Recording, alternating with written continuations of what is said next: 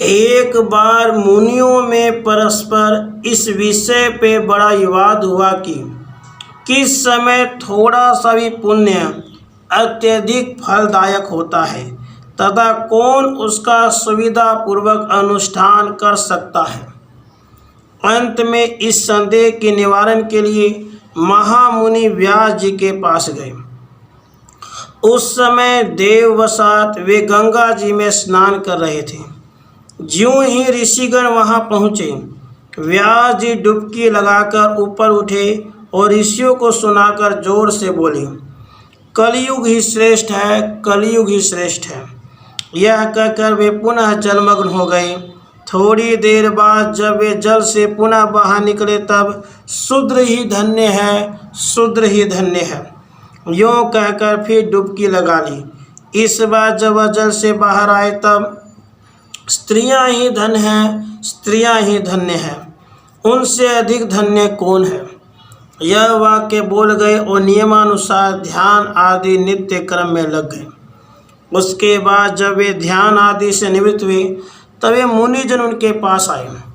वहाँ जब वे अभिवादन आदि के बाद शांत होकर बैठ गए तब सत्यवती नंदन व्यास देव ने उनके शुभ आगमन का कारण पूछा। ऋषियों ने कहा, हमें आप पहले ये बताइए कि आपने जो कलयुग ही धन्य है, शूद्र ही धन्य है, स्त्रियां ही धन्य हैं, यह कहा, इनका आशय क्या है। यदि कोई आपत्ति न हो तो पहले यही बतलाने का कष्ट करें, उसके बाद हम लोग अपने आने का कारण कहेंगे।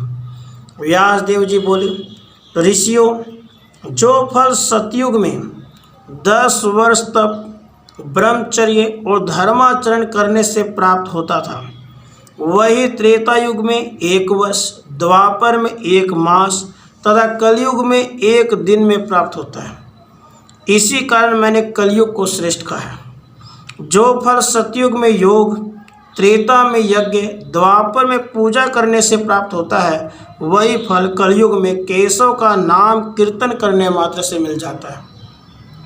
ऋषियों, कलयुग में अति अल्प श्रम, अति अल्प काल में अत्यधिक पुण्य की प्राप्ति हो जाती, इसलिए मैंने कलयुग को श्रेष्ठ कहा है। इसी प्रकार द्विजातियों को उपनयन पूर्वक ब्रह्मचर्य व्रत का पालन करते हुए वेद अध्ययन करना पड़ता है। तत्धर्मों के अनुष्ठान में बड़ा श्रम और शक्ति का व्यय होता है। इस प्रकार बड़े क्लेश से उन्हें पुण्यों की प्राप्ति होती है। पर शूद्र तो केवल द्विजों की सेवा से ही प्रसन्न कर अनायास वे पुण्य प्राप्त कर लेता है, और स्त्रियों को भी ये पुण्य केवल मन वचन क्रम से अपने पति की सेवा करने से उपलब्ध हो जाते हैं। इसलिए मैंने शूद्र ही धन्य है, स्त्रियां ही साधु हैं, उनसे धन्य और कौन है, ये शब्द कहे थे। अस्तु, अब कृपया आप लोग ये बतलाइए कि आपके आने का कारण क्या है। ऋषियों ने कहा, महामुनि, हम लोग जिस प्रयोजन से आए थे वह कार्य हो गया।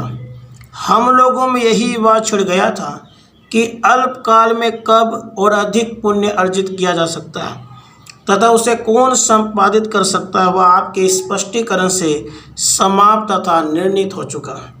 व्यास देव जी ने कहा, ऋषियों, मैंने ध्यान से आपके आने की बात जान ली थी तथा आपके हृदयगत भावों को भी जान लिया था। इसीलिए मैंने उपयुक्त बातें कही और आप लोगों को भी साधु साधु कहा था। वास्तव में जिन पुरुषों ने गुण रूप जल से अपने सारे दोष धो डाले हैं, उनके थोड़े से ही प्रयत्न से कलयुग में धर्म सिद्ध हो जाता है। इसी प्रकार शूद्रों को द्विज सेवा, स्त्रियों को पति सेवा से अनायास ही महान धर्म की सिद्धि, विशाल पुण्य राशि की प्राप्ति हो जाती है। इस प्रकार आप लोगों की अभीष्ट वस्तु मैंने बिना पूछे ही बतला दी थी। उसके बाद उन्होंने व्यास जी का पूजन करके उनकी बार बार प्रशंसा की और वे जैसे आए थे वैसे ही अपने स्थान को लौट गए।